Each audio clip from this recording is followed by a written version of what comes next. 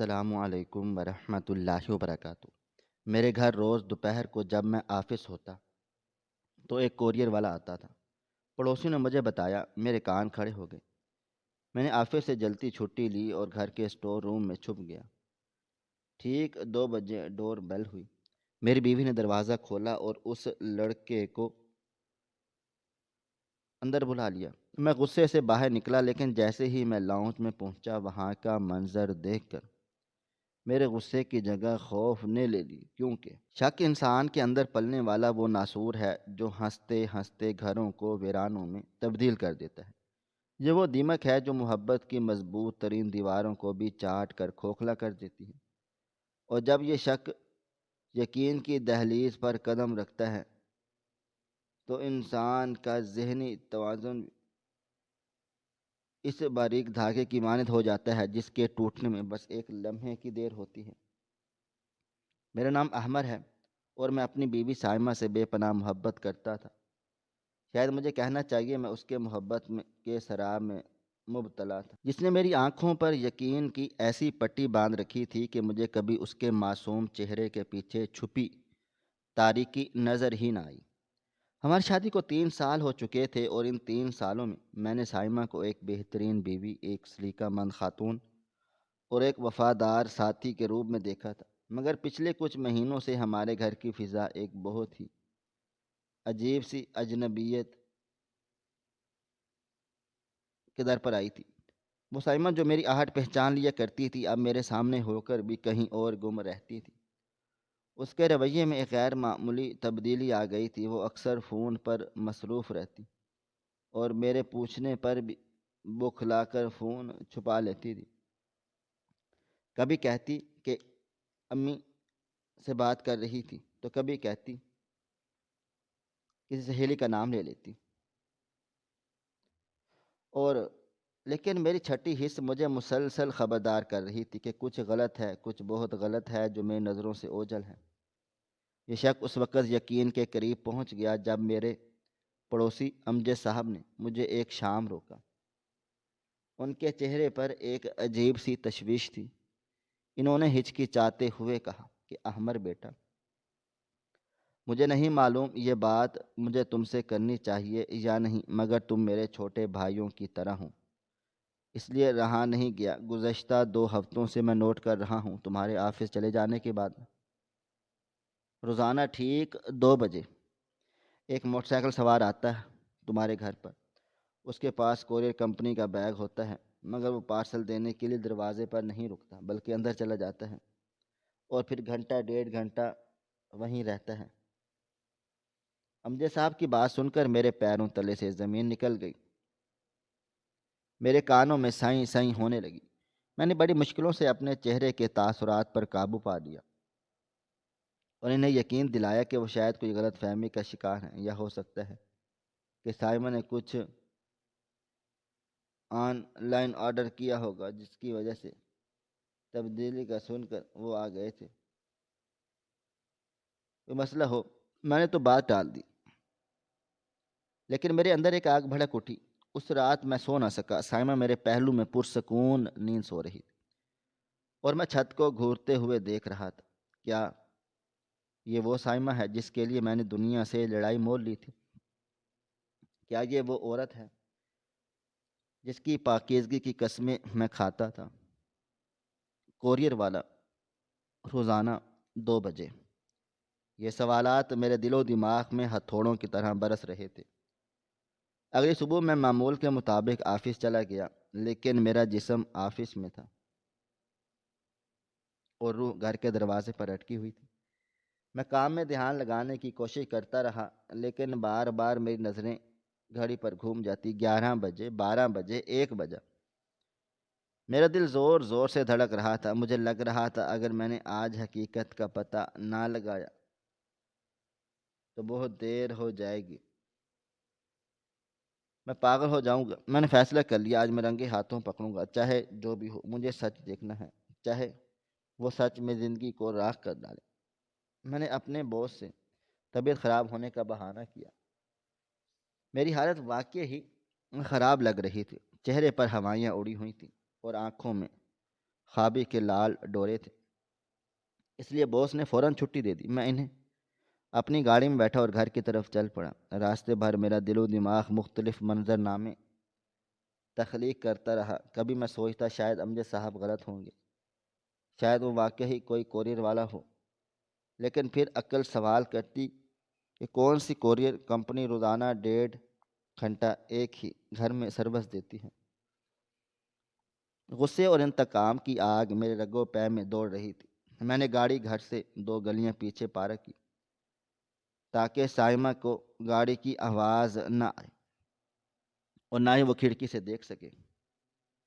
میں چوروں کی طرح اپنے ہی گھر میں کی طرف بڑھا تھا۔ دوپہر کا وقت تھا، گلی میں سنسان تھی اور وہ سوچ رہا تھا۔ سورج سوا نیزے پر تھا لیکن مجھے گرمی کا احساس نہیں ہو رہا تھا، کیونکہ میرے اندر جو الاؤ دہک رہا تھا وہ سورج کی تپش سے کہیں زیادہ شدید تھا، تیز تھا۔ میرے پاس گھر کی ڈپلیکیٹ چابی ہمیشہ موجود رہتی تھی۔ میں نے انتہائی آہستگی سے گیٹ کا دروازہ چھوٹا کھولا اور اللہ کا شکر تھا کہ گیٹ کی کنڈی کی آواز نہیں آئی تھی۔ پورچ میں خاموشی تھی۔ میں نے اپنے جوتے وہیں اتار دیے تاکہ قدموں کی چاپ پیدا نہ ہو، اور بلی کے پنجوں پر چلتا ہوا مین گیٹ کی بجائے کچن کے پچھلے دروازے کی طرف بڑھا، جو اکثر کھلا رہتا تھا، یا اگر بند بھی ہوتا تو اس کی کنڈی خراب تھی جو آسانی سے کھل جاتی تھی۔ خوش قسمتی سے وہ دروازہ کھلا ہوا تھا۔ میں کچن میں داخل ہوا۔ گھر میں مکمل سناٹا چھایا تھا اور گھڑی کی ٹک ٹک کی آواز اتنی واضح تھی جیسے میرے دل کی دھڑکن۔ میں نے ادھر ادھر دیکھا، سائمہ شاید اپنے کمرے میں تھی۔ میں دبے پاؤں اسٹور روم کی طرف بڑھا، لاؤنج کے بالکل ساتھ تھا، جہاں سے لاؤنج کا پورا منظر ایک باریک جالی دار روشن دان سے دیکھا جا سکتا تھا۔ میں اسٹور روم میں گھس گیا اور پرانے سامان کے پیچھے خود کو چھپا لیا۔ اسٹور روم میں گرد اور حبس کا راز تھا، پرانے اخباروں اور ٹوٹی ہوئی کرسیوں کی بو پھیلی ہوئی تھی۔ میرے ماتھے پر پسینے کے قطرے نمودار ہو گئے۔ میں نے گھڑی دیکھی، 1:55 ہو چکے تھے، صرف 5 منٹ باقی تھے۔ یہ 5 منٹ میری زندگی کے سب سے طویل منٹ تھے۔ ہر گزرتا ہوا سیکنڈ میرے اضطراب میں اضافہ کر رہا تھا۔ میرے ہاتھ پاس پڑی ہوئی ایک لوہے کی راڑ پر جم گیا تھا۔ میں نے تہیہ کر لیا تھا، اگر آج میں بدترین سوچ ثابت ہوئی تو میں اس کورئر والے کو زندہ نہیں چھوڑوں گا۔ اور سائمہ کے بارے میں سوچ کر میرا دل خون کے آنسو رو رہا تھا۔ ٹھیک 2 بجے ڈور بیل ہوئی۔ وہ آواز گھر کے سناٹے میں ایک دھماکے کی طرح گونجی۔ میرے جسم میں ایک کپ کپی سی طاری ہو گئی اور میں اپنی سانسیں روک لیں اور جالی سے باہر جھانکنے کی کوشش کرنے لگا۔ کچھ ہی لمحوں کے بعد سائمہ کے قدموں کی آواز آئی۔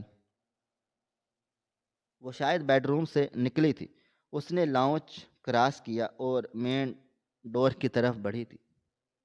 میرا زاویہ ایسا تھا کہ مجھے مین ڈور نظر نہیں آ رہا تھا، لیکن آوازیں صاف سنائی دے رہی تھیں۔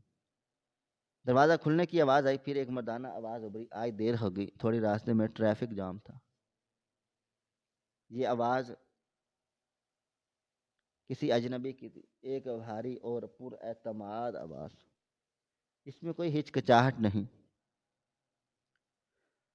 جیسے یہ اس کا روز کا معمول ہو۔ سائمہ کی آواز آئی، جلدی آؤ، اندر کوئی دیکھ لے گا۔ آج ویسے بھی وہ سامنے والے امجد صاحب چھت پر کھڑے تھے۔ اس جملے نے میرے دل پر آخری کاری کرب لگائی تھی، ضرب۔ سائمہ کی آواز میں جو بے تکلفی اور رازداری تھی، اس نے میرے شک پر یقین کی مہر ثبت کر دی۔ وہ جانتی تھی کہ یہ غلط ہے، اس لیے چپ رہی ہے۔ وہ دونوں اندر داخل ہوئے اور دروازہ بند ہونے کی آواز آئی۔ پھر قدموں کی آواز لاؤنج کی طرف بڑھی۔ میں نے راڈ کو مضبوطی سے تھام دیا، میرا پورا وجود کانپ رہا تھا۔ غصہ اب جنون کی شکل اختیار کر چکا تھا۔ میں نے قسم کھائی کہ میں انہیں رنگے ہاتھوں پکڑوں گا۔ میں چاہتا تو اسی وقت باہر نکل سکتا تھا، لیکن ایک اذیت پسند تجسس مجھے روکے ہوئے تھا کہ میں دیکھوں تو صحیح کہ وہ کرتے کیا ہیں۔ وہ لاؤنج کے صوفے پر آ کر بیٹھ گئے یا شاید کھڑے تھے۔ مجھے اب ان کی جھلک نظر آنے لگ گئی تھی۔ لڑکا جوان تھا، اس نے کورئر کمپنی کی وردی پہن رکھی تھی اور کاندھے پر ایک بڑا سا بیگ لٹکائے ہوئے تھا۔ اس کا چہرہ میری طرف نہیں تھا، سائمہ اس کے سامنے کھڑی تھی، اس کے چہرے پر ایک عجیب سی سنجیدگی تھی جو محبت کرنے والے پہ ہوتی ہے اور چہرے پر بھی نہیں۔ لیکن میں نے اپنے ذہن کو جھٹک دیا، یہ میرا وہم بھی ہو سکتا ہے۔ لڑکے نے اپنا بیگ صوفے پر رکھا اور اس میں سے کچھ نکالنے لگا۔ اس دوران سائمہ نے کہا، احمر کے آنے میں 3-4 گھنٹے باقی ہیں، ہمیں کام جلدی ختم کرنا ہوگا۔ اس جملے نے میرے ضبط کے بندھن توڑ دیے۔ کام ختم کرنا ہوگا، میرے دل و دماغ میں خون اتر آیا۔ اب میں مزید برداشت کرنا ناممکن تھا۔ مجھے لگا میری رگیں پھٹ جائیں گی۔ میں مزید کچھ سننے یا دیکھنے کی ضرورت محسوس نہیں کی۔ میں چیختا ہوا اسٹور روم سے باہر نکلا۔ ہاں ہاں، ختم کر لو اپنا کام، آج میں تمہارا کھیل ہمیشہ کے لیے ختم کر دوں گا۔ میری آواز لاؤنج کی دیواروں سے ٹکرائی اور گونج اٹھی۔ سائمہ اچھل پڑی اور اس لڑکے نے تیزی سے مڑ کر مجھے دیکھا۔ میرے ہاتھ میں لوہے کی راڈ تھی اور آنکھوں میں خون۔ میں پوری قوت سے، طاقت سے ان کی طرف بڑھا۔ میں اس لڑکے کا سر پھاڑ دینا چاہتا تھا، میں سائمہ کا گلا دبا دینا چاہتا تھا، میں اس بے وفائی کا بدلہ لینا چاہتا تھا جس نے میری زندگی برباد کر دی تھی۔ لیکن جیسے ہی میں لاؤنج کے وسط میں جا پہنچا اور میری نظر اس عجیب چیز پر پڑی، جو اس لڑکے نے بیگ سے نکالی تھی اور سائمہ کے عقل میں موجود منظر پر پڑی، تو میرے پیر وہیں جم گئے۔ میرا ہاتھ فضا میں معلق رہ گیا۔ وہ لوہے کی راڈ میرے ہاتھ سے چھوٹ کر زمین پر گری اور ایک زوردار چھن کی آواز آئی۔ میرے حلق میں الفاظ پھنس گئے، میرے جسم کا سارا خون جیسے نچڑ گیا۔ میرے غصے کی جگہ ایک لرزہ خیز خوف نے لے لی، کیونکہ وہاں کا منظر کسی عاشقانہ ملاقات کا نہیں، وہاں کچھ اور ہی ہو رہا تھا، کچھ ایسا خوفناک جس کا میں تصور نہیں کر سکتا تھا۔ لاؤنج کا فرش ایک مقتل گاہ کا منظر پیش کر رہا تھا۔ وہ لڑکا، اس کے ہاتھ میں کوئی تحفہ یا پھول نہیں تھا، بلکہ ایک لمبا چمکدار اور تیز دھار جراحی کا آلہ تھا۔ اور سائمہ کے چہرے پر معصومیت نہیں بلکہ ایک شفافیت تھی، ایسی جو میں نے آج تک کسی انسان کے چہرے پر نہیں دیکھی تھی۔ ان دونوں کے درمیان فرش پر ایک بوری پڑی تھی جس کا منہ کھلا تھا اور اس میں سے جو چیز جھانک رہی تھی اس نے میری روح تک کو فنا کر دیا۔ وہ منظر کوئی عام منظر نہیں تھا، اور یہ موت اور وحشت کا ایک ایسا رقص تھا جس نے میرے دل و دماغ کو مفلوج کر دیا۔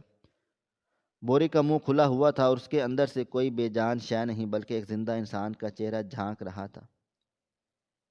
ایک ادھیڑ عمر شخص جس کے منہ میں کپڑے کا ٹھنسا ہوا گولا تھا اور جس کی آنکھیں خوف سے اس قدر پھٹی ہوئی تھی کہ لگتا تھا کہ حلقوں سے باہر نکل آئیں گی۔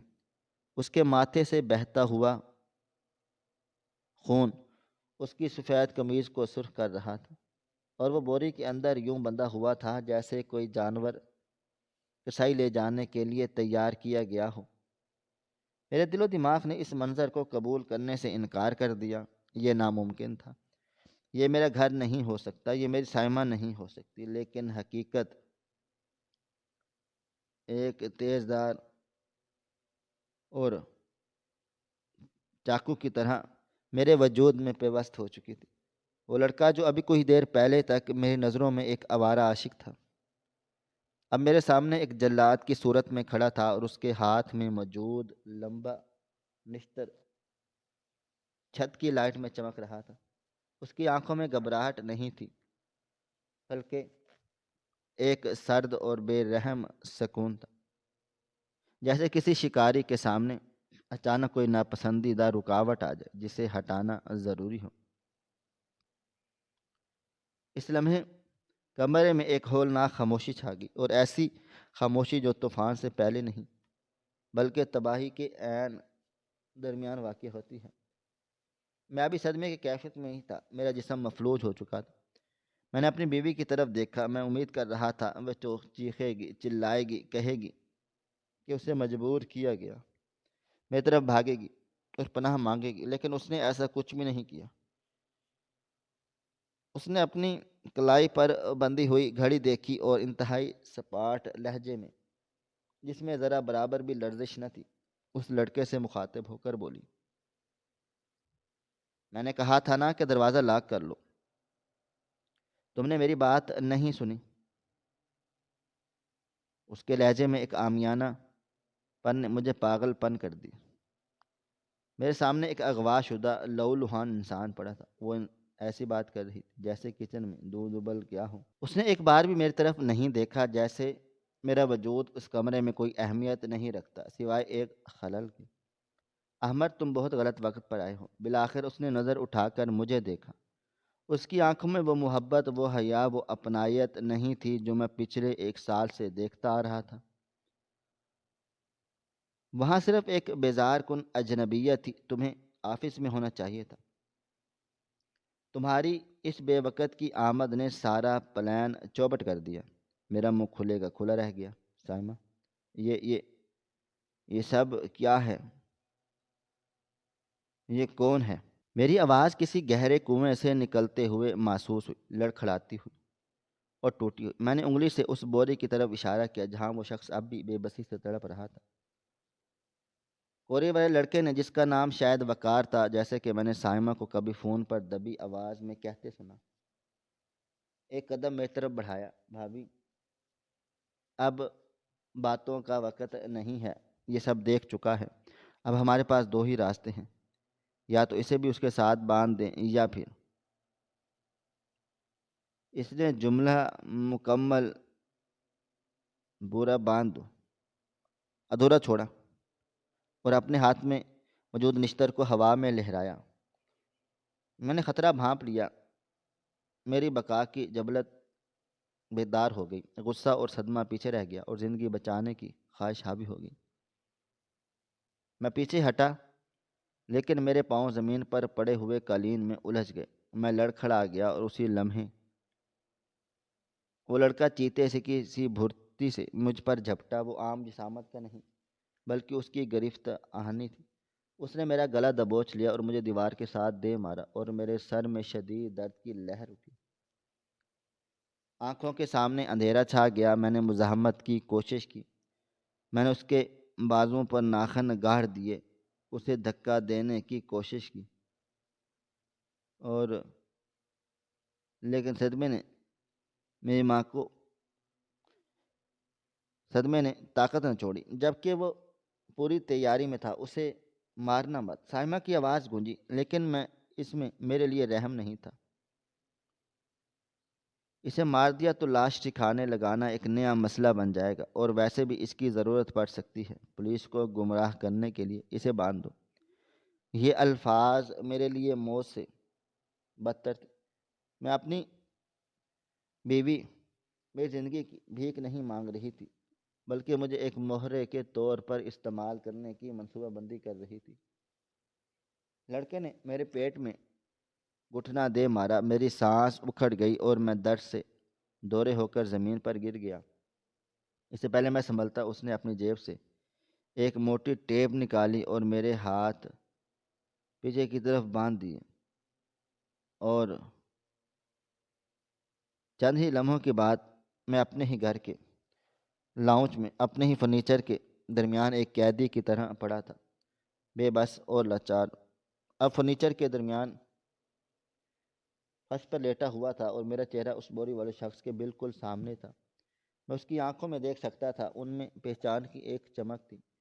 شاید وہ مجھے جانتا تھا یا شاید وہ مجھ سے مدد کی بھیک مانگ رہا تھا، لیکن ہم دونوں ہی بے بس تھے۔ اس شخص کی حالت دیکھ میرا دل دہل گیا تھا۔ اس کے ایک انگلی عجیب زاویے پر مڑی ہوئی تھی، شاید وہ ٹوٹی ہوئی تھی اور اس کے کان کے پاس سے خون بہہ رہا تھا۔ یہ کوئی معمولی واردات نہیں تھی، یہ پیشہ ورانہ مجرموں کا کام تھا۔ اور یہ سب سے خوفناک بات یہ تھی کہ ان مجرموں کی سرغنہ میری بیوی لگ رہی تھی۔ لڑکے نے مجھے باندھنے کے بعد اطمینان کا سانس لیا اور سائمہ کی طرف مڑا۔ اب کیا کریں؟ کلائنٹ کا فون آنے والا ہے، اسے ثبوت چاہیے ہیں، اور آپ یہ اس نے حقارت سے مجھے ٹھوکر ماری۔ یہ بھی یہاں موجود ہے، اگر اس نے شور مچایا تو پڑوسی آ سکتے ہیں۔ سائمہ نے ایک کرسی کھینچی اور میرے سامنے بیٹھ گئی۔ اس کے چہرے پر ایک زہریلی مسکراہٹ تھی۔ احمر، احمر، احمر، تم ہمیشہ سے اتنے ہی بے وقوف تھے، یہ شادی کے بعد ہو گئے؟ یہ کوئی رومانوی ڈرامہ چل رہا تھا؟ میں تمہارے عشق میں یہاں بیٹھی تھی۔ اس نے جھک کر میرے بالوں میں ہاتھ پھیرا، وہی ہاتھ جو کبھی مجھے سکون دیتے تھے اب سانپ کی طرح محسوس ہو رہے تھے۔ تمہاری تنخواہ میں تو میرا میک اپ کا خرچہ بھی پورا نہیں ہوتا۔ یہ گھر، یہ گاڑیاں، یہ آسائشیں جو تمہیں لگتا تھا کہ میرے جہیز کا حصہ ہے یا میرے امیر باپ کی دین ہے، حقیقت کچھ اور ہے میری جان۔ یہ سب اسی بزنس کی دین ہے جو میں پچھلے 5 سالوں سے چلا رہی ہوں۔ اور تم تو بس ایک بہترین پردہ تھے، ایک شریف سادہ لو شوہر جس کی آڑ میں ایک گھریلو خاتون کسی بھی شک و شبہ کے بغیر اپنا نیٹ ورک چلا سکتی تھی۔ اس کے ہر لفظ میں میرے اندر کچھ ٹوٹ رہا تھا، میرا ماضی، میری یادیں، میرا وقار، سب کرچی کرچی ہو رہا تھا۔ میں ایک دھوکے میں سب جی رہا تھا، ایک ایسے دھوکے میں جو اتنا مکمل تھا کہ اس نے کناروں کا بھی پتہ نہ لگا۔ لڑکا دوبارہ اس بوری والے شخص کی طرف متوجہ ہو گیا۔ اس نے بیگ سے ایک کیمرہ سٹینڈ نکالا اور صوفے کے سامنے سیٹ کرنے لگا۔ بھابھی ویڈیو بنانی ہے، پارٹی نے کہا۔ اس بار دھمکی زیادہ سخت ہونی چاہیے ورنہ وہ پیسے ٹرانسفر نہیں کریں گے۔ سائمہ کھڑی ہو گئی، اس نے اپنے بال درست کر لیے اور کئی بالوں کو سنوارا اور پھر کچن سے الگ پانی لا کر دیا۔ وہ اتنی پرسکون تھی جیسے کوئی یوٹیوب ویڈیو ریکارڈ کرنے جا رہی۔ ہاں، اس بار انہیں یقین دلانا ہوگا کہ ہم مذاق نہیں کر رہے۔ وقار، تم اپنا چاقو تیار رکھو، اور ہاں، اس بار صرف دھمکی نہیں، تھوڑا سا خون بھی دکھانا پڑے گا تاکہ ان کے ہوش ٹھکانے آ جائیں۔ میرے دل حلق میں آ گیا، وہ اس شخص کو میرے سامنے اذیت دینے والے تھے۔ میں نے اس کے منہ پر لگی ہوئی ٹیپ کے پیچھے چیخنے کی کوشش کی، لیکن صرف ایک گھٹی گھٹی سی ہوں ہوں کی آواز نکلی۔ میں اپنے جسم کو گھسیٹ کر اس شخص کے آگے لانے کی کوشش کرنے لگا تاکہ شاید میں رکاوٹ بن سکوں، لیکن وقار نے میرے پسلیوں پر ایک زوردار لات رسید کی۔ سکون سے لیٹے رہو ورنہ اگلا نمبر تمہارا ہوگا، اور یقین مانو تمہارے لیے میرے پاس اس سے بھی بدتر پلان ہے۔ درد کی شدت سے میری آنکھوں سے آنسو نکل آئے۔ جسمانی درد سے زیادہ وہ ذہنی اذیت تھی جو مجھے کاٹ رہی تھی۔ سائمہ نے کیمرہ آن کر لیا، اس کے چہرے کے تاثرات یکدم بدل گئے۔ اب وہ ایک ظالمانہ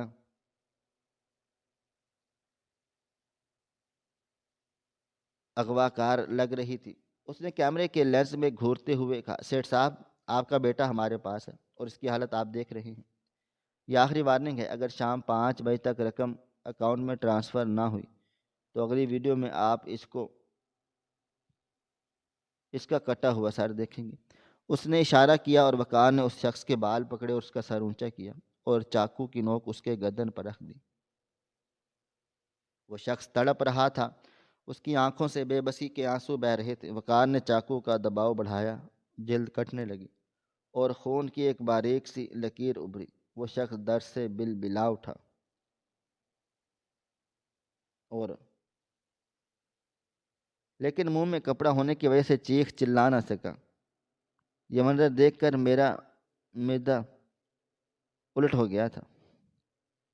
میں نے آنکھیں بند کر لی، لیکن کانوں میں اس شخص کی سسکیاں اور سائمہ کی سرد آواز گونج رہی تھی۔ کٹ۔ سائمہ نے کہا اور کیمرہ بند کر دیا۔ بہترین، یہ کلپ ابھی بھیج دو۔ وقار نے چاقو ہٹایا اور اس شخص کو واپس زمین پر پٹک دیا۔ اس نے اپنی جیب سے ایک کپڑا نکالا اور چاقو صاف کرنے لگا۔ احمد کا کیا کریں؟ یہ اب ہمارے لیے ایک مسئلہ ہے۔ اگر ہم اسے زندہ چھوڑتے ہیں تو یہ پولیس کے پاس جائے گا، اگر مارتے ہیں تو… وہ رک گیا اور سواری نظروں سے سائمہ کو دیکھنے لگا۔ سائمہ نے میری طرف دیکھا۔ اس کی آنکھوں میں ایک لمحے کے لیے سوچ آئی۔ اسے کبھی کچھ بھی نہیں کہنا، اسے کہنا کہ اب لوٹ آئے ہوں، اور کچھ بھی نہیں ہوا۔ اسے میں سنبھال لوں گی، فی الحال اسے اسٹور روم میں بند کر دو۔ جب سیٹھ کے پیسے آ جائیں گے ہم یہ جگہ چھوڑ دیں گے، تب اس کا فیصلہ کریں گے۔ ہو سکتا ہے ہم اسے ہی اس اغوا کار کا ماسٹر مائنڈ بنا کر پیش کر دیں۔ پولیس والے ویسے بھی ثبوتوں پر چلتی ہے، اور سارے ثبوت احمد کے خلاف بنانا میرے لیے بائیں ہاتھ کا کھیل ہے۔ یہ سن کر میرے رونگٹے کھڑے ہو گئے۔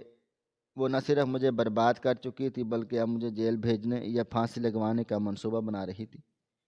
میری اپنی بیوی جس کے ساتھ میں نے زندگی گزارنے کے وعدے کیے تھے، اب مجھے قربانی کا بکرا بنا رہی تھی۔ وقار نے مجھے گریبان سے پکڑ کر گھسیٹنا شروع کر دیا۔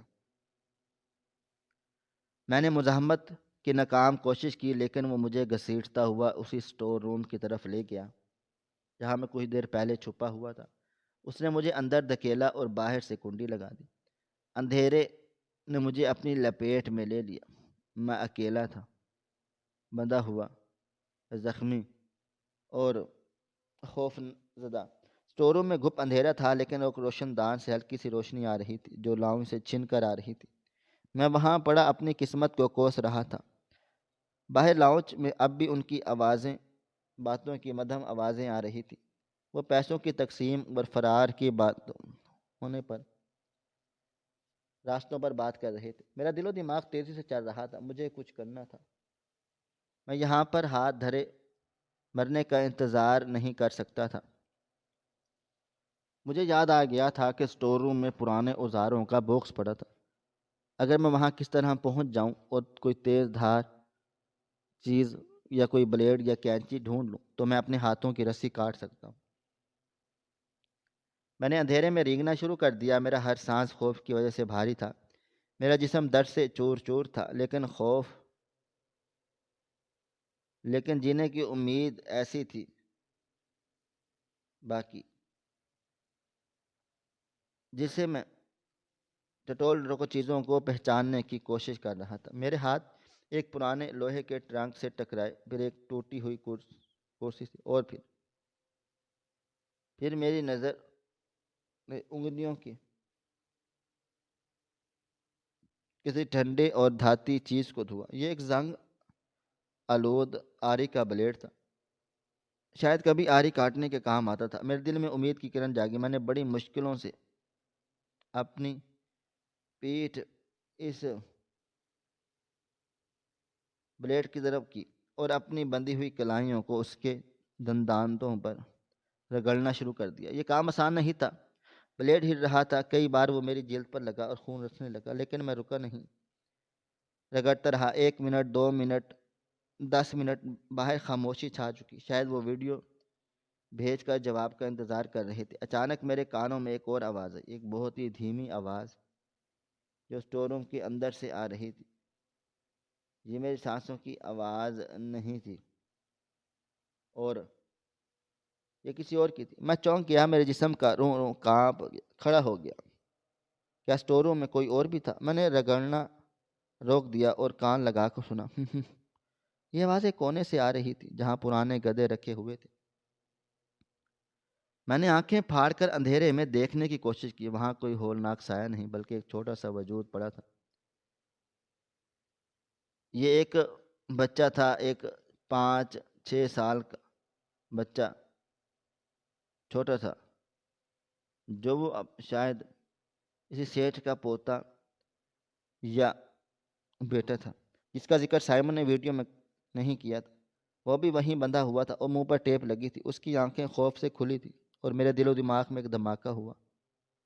تو کیا وہ بوری والا شخص اکیلا نہیں تھا؟ سائمن نے صرف ایک آدمی کو نہیں بلکہ ایک بچے کو بھی اغوا کیا تھا۔ یہ عورت کس حد تک گر چکی تھی؟ بچے کو دیکھ کر میری ہمت دگنی ہو گئی۔ اب مجھے صرف اپنی نہیں بلکہ اس معصوم کی جان بچانی تھی۔ میں تیزی سے رسی کو بلیڈ پر رگڑنا شروع کیا، درد کی پرواہ کیے بغیر، اور پھر ایک ہلکی سی چٹ کی آواز آئی۔ رسی کی ایک تہہ کٹ گئی۔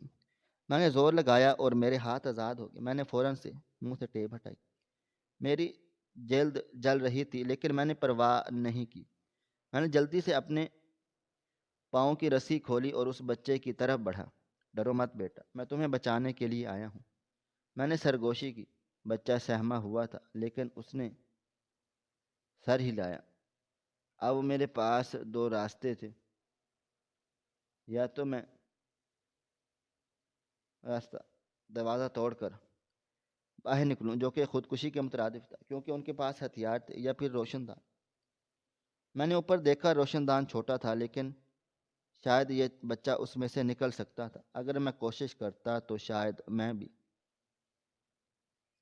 لیکن تبھی باہر سے سائمہ کی آواز آئی، وقار ذرا سٹور روم کھولو، مجھے احمر کا فون چاہیے۔ اس کے آفس سے کال آ رہی، ہمیں اسے سنبھالنا ہوگا ورنہ وہ لوگ ادھر آ جائیں گے۔ قدموں کی آواز دروازے کی طرف بڑھی۔ میرے پاس وقت ختم ہو چکا تھا۔ میں نے ادھر ادھر دیکھا۔ میرے ہاتھ میں وہی زنگ آلود آری کا بلیڈ تھا اور دروازے کی کنڈی گھومنے لگی اور برسا رہی تھی۔ جیسے ہی دروازہ کھلا اور روشنی اندر آئی، وقار کا سایہ دہلیز پر پڑا۔ وہ لاپرواہی سے اندر داخل ہوا۔ اس کا دھیان سامنے بچے پر گیا جو اب کھلا بیٹھا تھا۔ وہ چونکا، ارے یہ کیسے کھل گیا؟ اس سے پہلے کہ وہ جملہ مکمل کرتا یا اپنی پستول نکالتا، میں نے اپنی زندگی کی ساری جمع شدی طاقت اور نفرت کو اپنے بازو میں سمیٹا اور وہ رنگ آلود بلیڈ اور پوری طاقت سے ان دونوں کے درمیان چڑھ گیا تھا۔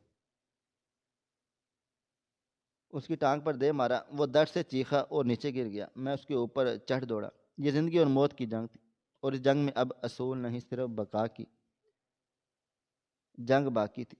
لیکن لاؤنج میں بیٹھی سائمہ تک اس کی چیخ پہنچ چکی اور میں جانتا تھا کہ اگلا لمحہ اس سے بھی زیادہ خوفناک ہونے والا ہے، کیونکہ اب بلی اور چوہے کا کھیل ختم ہو چکا تھا اور آمنے سامنے ایک جنگ شروع ہو گئی تھی۔ اور خوفناک ہے کیونکہ اب بقار کی چیخ میرے کانوں میں موسیقی کی طرح نہیں بلکہ خطرے کی گھنٹی کی طرح گونجی تھی، کیونکہ میں جانتا تھا کہ یہ آواز سائمہ کو خبردار کر دے گی، اسٹور روم میں کوئی گڑبڑ ہے۔ میں نے وقار کو سنبھلنے کا موقع دیے بغیر اس کے سینے پر گھٹنا ٹیک دیا اور اس کے ہاتھ سے گرنے والی پستول کو جھپٹ کر اٹھا لیا۔ میرا پورا جسم کانپ رہا تھا۔ میں نے زندگی میں کبھی ہتھیار نہیں چلایا تھا، مگر اس وقت میں ایک شوہر نہیں بلکہ ایک زخمی جانور تھا جو اپنی بقا کی جنگ لڑ رہا تھا۔ وقار درد سے کراہ رہا تھا اور اس نے اٹھنے کی کوشش کی تو میں نے پستول کا بٹ پوری قوت سے اس کے ماتھے پر دے مارا، جس سے وہ نیم بے ہوش ہو کر وہیں ڈھیر ہو گیا۔ اسی لمحے اسٹور روم کے دروازے پر زوردار دھماکے کی آواز آئی اور سائمہ کی غضبناک آواز گونجی، وقار کیا ہوا؟ تم ٹھیک ہو؟ دروازہ کھولو۔ میں نے فوراً اٹھ کر دروازے کی کنڈی چیک کی، جو شکر ہے اندر سے لگی ہوئی تھی۔ میں نے وقار کو گریبان سے گھسیٹ کر دروازے کے بالکل آگے ڈال دیا تاکہ اگر سائمہ فائرنگ بھی کرے یا دروازہ توڑے تو شاید میرے پیچھے وہ چھوٹا بچہ خوف سے تھر تھر کانپ رہا تھا۔ میں نے اپنی انگلی ہونٹوں پر رکھ کر اسے خاموش رہنے کا اشارہ کیا اور پستول کا رخ دروازے کی طرف کر لیا۔ سائمہ کی آواز اب چیخ میں بدل چکی تھی، احمر، میں جانتی ہوں تم نے خود کو آزاد کر لیا ہے، بے وقوف مت بنو، دروازہ کھولو ورنہ میں اس بوڑھے کی گردن اڑا دوں گی جو باہر میرے قبضے میں ہے۔ اس کی دھمکی نے میرے دل کو مٹھی میں جکڑ لیا۔ باہر وہ لاچار شخص موت کے دہانے پر تھا اور میں یہاں بے بسی کی تصویر بننا کھڑا تھا۔ میں نے ہمت جمع کی اور بلند آواز میں جواب دیا، اگر تم نے اسے ہاتھ بھی لگایا تو میں وقار کے دماغ میں گولی اتار دوں گا۔ میرے ہاتھ میں پستول تمہاری پستول ہے سائمہ، اور اب وہ احمر نہیں رہا جسے تم بیوقوف بناتی تھی۔ باہر چند لمحوں کے لیے خاموشی چھا گئی، شاید وہ اندازہ لگا رہی تھی میں سچ بول رہا ہوں یا نہیں۔ پھر اس کی سرد ہنسی سنائی دی۔ تمہارے اندر اتنی ہمت نہیں احمر، تم ایک بزدل آدمی ہو۔ تم گولی نہیں چلا سکتے، لیکن میں چلا سکتی ہوں۔ میں تمہیں 3 تک گنتی گننے کا موقع دیتی ہوں اگر تم باہر نکل کر نہیں آئے۔ اور 1 2۔ اس کی گنتی شروع ہو چکی تھی۔ میرا دل و دماغ تیزی سے کام کر رہا تھا۔ مجھے معلوم تھا اب میں باہر گیا تو وہ ہم سب کو مار دے گی، کیونکہ اب اس کا راز فاش ہو چکا تھا، اور ایک مجرم کے لیے گواہ سب سے بڑا خطرہ ہوتا ہے۔ میری نظر اوپر روشن دان پر گئی جو چھت کے قریب تھا، جس کا شیشہ ٹوٹا ہوا تھا۔ وہ روشن دان گلی کی طرف کھلتا تھا۔ میں نے بجلی کی تیزی سے فیصلہ کیا۔ میں نے بچے کو بازو سے پکڑا اور سرگوشی کی، بیٹا کیا تم اوپر چڑھ سکتے ہو؟ بچے نے اس بات میں سر ہلا دیا۔ میں نے اٹھا کر پرانے بکسوں کے اوپر کھڑا کیا۔ وہ روشن دان تک پہنچ گیا۔ باہر نکلو اور بھاگ کر سامنے والے گھر جانا۔ امجد انکل کو کہنا کہ پولیس لائیں، جلدی کرو۔ بچے نے پھرتی سے خود کو روشن دان سے باہر نکالا۔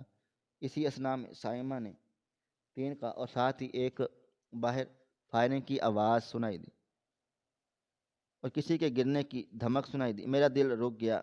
کیا اس نے اس شخص کو مار دیا؟ غصے کی ایک لہر میرے سر میں چڑھی۔ سائمہ، میں دھاڑا، میں تمہیں زندہ نہیں چھوڑوں گا۔ میں نے دروازے پر 2 فائر کیے تاکہ اسے ڈرا سکوں، اور اب وہ دروازے کے لاک پر فائرنگ کر رہی تھی۔ لکڑی کے ٹکڑے ہوا میں اڑ رہے تھے۔ میں نے وقار کی جیبیں ٹٹولی۔ مجھے ایک موبائل فون ملا۔ میں نے کانپتے ہاتھوں سے ایمرجنسی نمبر ملایا، لیکن سگنل انتہائی کمزور تھے۔ اسٹور روم کی موٹی دیواریں شاید سگنل روک رہی تھیں۔ میں نے مایوسی سے فون پھینکا اور دروازے کی طرف پوزیشن سنبھال لی۔ دروازہ اب چھلنی ہو چکا تھا۔ سائمہ پاگل ہو چکی تھی۔ وہ کس زخمی شیرنی کی طرح دھاڑ رہی تھی۔ احمد، تم میرے پلان کو برباد نہیں کر سکتے، یہ کروڑوں کا معاملہ ہے۔ یک دروازے کا لاک ٹوٹ گیا اور پاگل بھی ہو چکی تھی، اور دروازہ کھول کر سامنے سائمہ کھڑی تھی اور اس کے ہاتھ میں خود کار ہتھیار تھا اور چہرے پسینے اور غصے سے لال سرخ تھا۔ اس نے مجھے دیکھتے ہی فائرنگ شروع کر دی اور میں فوراً بکسوں کی آڑ لی۔ گولیاں میرے سر کے اوپر سے گزر کر دیوار میں پیوست ہو رہی تھیں۔ میں نے جوابی فائر کیا، لیکن میرا نشانہ خطا ہو گیا۔ وہ تیزی سے اندر داخل اور اندھا دھند فائرنگ برساتی رہی، گولیاں برساتی رہی۔ میں زمین پر رینگتا ہوا دوسری طرف ہوا۔ وہ چلائی، وقار اٹھو بے وقوف! لیکن وقار بھی ہوش تھا۔ سائمہ کی نظر وقار پر پڑی۔ اس لمحے اس کی غفلت کو میں نے فائدہ اٹھایا۔ میں نے پوری طاقت سے ایک بھاری لوہے کا باکس اس کی طرف دھکیلا جو اس کے پیروں پر جا ٹکرایا، اور وہ لڑکھڑاتے ہوئے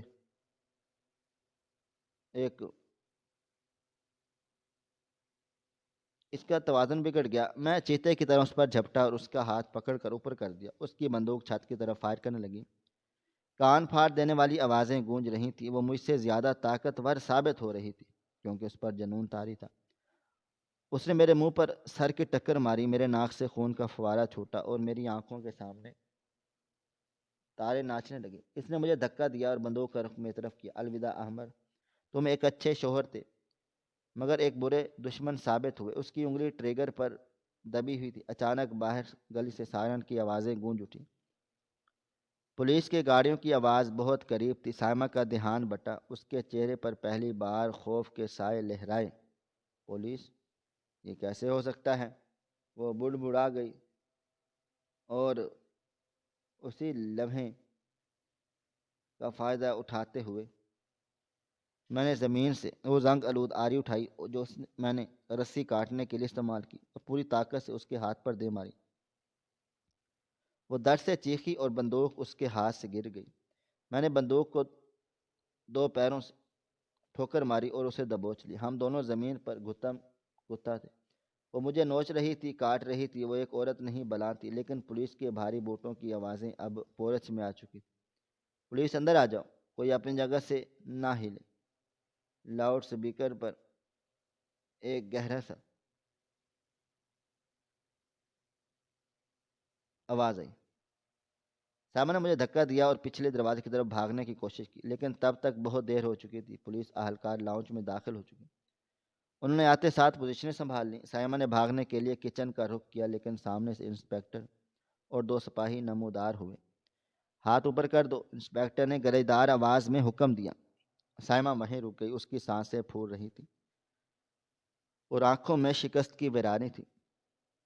وہ جانتی تھی کہ کھیل ختم ہو چکا ہے۔ میں لڑکھڑاتا ہوا اسٹور روم سے باہر نکلا، میرا حلیہ بگڑا ہوا تھا، کپڑے پھٹے ہوئے، چہرہ لہولہان۔ میں نے لاؤنج میں دیکھا، وہ بوڑھا شخص صوفے کے پیچھے زمین پر پڑا تھا، اس کے کندھے سے خون بہہ رہا تھا، لیکن وہ زندہ تھا۔ سائمن کا فائر اسے چھو کر گزرا تھا، شکر ہے کہ وہ بچ گیا۔ ایمبولینس کا عملہ تیزی سے اندر آیا اور زخمیوں کو سنبھالنے لگا۔ پولیس نے سائمہ اور بے ہوش وقار کو ہتھکڑیاں لگا دی۔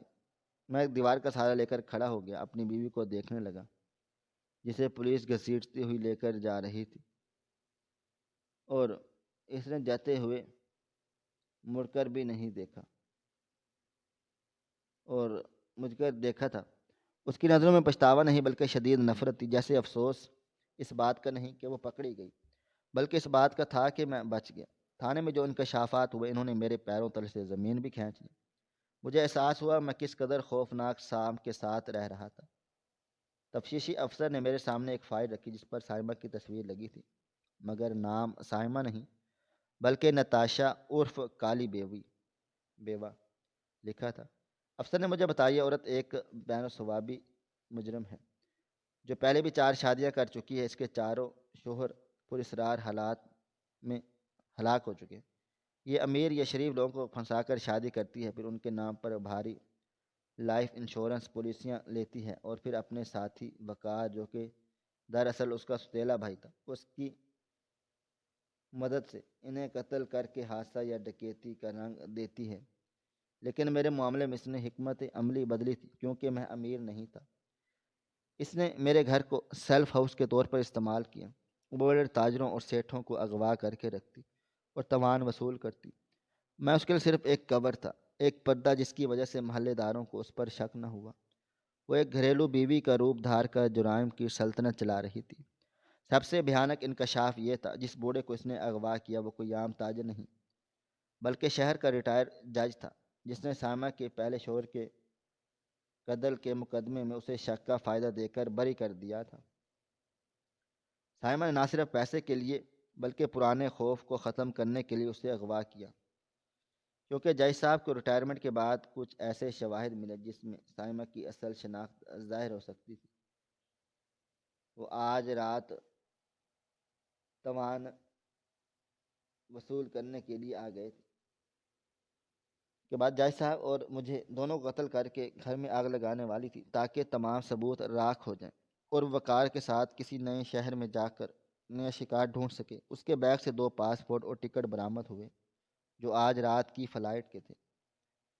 میں سن ہو کر کرسی پر بیٹھا تھا، مجھے وہ تمام لمحات یاد آنے لگے جب وہ مجھ سے پیار کا ڈرامہ کرتی، وہ زہریلی مسکراہٹ، وہ مصنوعی آنسو، سب ایک جال تھا۔ اس نے محبت کے نام پر موت کو گلے لگایا تھا۔ اگر آج مجھے شک نہ ہوتا، اگر میں آج دوپہر گھر نہ آتا، تو کل کا سورج میری اور اس بے گناہ جج کی راکھ پر طلوع ہوتا۔ میں بچ گیا تھا، لیکن میرا یقین، میرا بھروسہ اور مہرو قتل ہو چکی تھی۔ میں گھر واپس آیا، وہ جگہ جو کبھی مجھے جنت لگتی تھی اب عذاب زدہ لگ رہی تھی۔ ہر کونے سے سائمہ کی ہنسی اور وقار کی سرگوشیاں سنائی دے رہی تھیں۔ میں نے وہ گھر بیچ دیا، وہ شہر چھوڑ دیا، مگر وہ خوف، وہ منظر جب بوری کا منہ کھلا، میری راتوں کی نیند اڑانے کے لیے کافی تھا۔ میں نے سیکھ لیا کہ چہرے اکثر جھوٹ بولتے ہیں، اور کبھی کبھی میرے سب سے قریبی رشتہ دار سب سے مہلک ہتھیار بن جاتے ہیں، اور انسان کو کبھی بھی جذبات میں اندھا ہو کر کسی پر آنکھیں بند کر کے بھروسہ نہیں کرنا چاہیے، چاہے وہ کتنا ہی قریبی کیوں نہ ہو۔ رشتوں کی بنیاد تخلیق، تحقیق اور پرکھ پر ہونی چاہیے، نہ کہ صرف ظاہری کشش اور معصومیت پر۔ شک ہمیشہ بے بنیاد نہیں ہوتا، بعض اوقات یہ قدرت کی طرف سے آنے والی ایک وارننگ ہوتی ہے جسے نظر انداز کرنا جان لیوا ثابت ہو سکتا ہے۔ دنیا میں ایسے لوگ موجود ہیں جو معصومیت کا لبادہ اوڑھ کر درندگی کا کھیل کھیلتے ہیں، لہٰذا ہوشیاری اور آگاہی بہترین حفاظت ہے۔ ہماری آج کی یہ کہانی آپ کو کیسی لگی؟ کومنٹ باکس میں اپنی رائے کا اظہار ضرور کریں۔ شکریہ، اللہ حافظ۔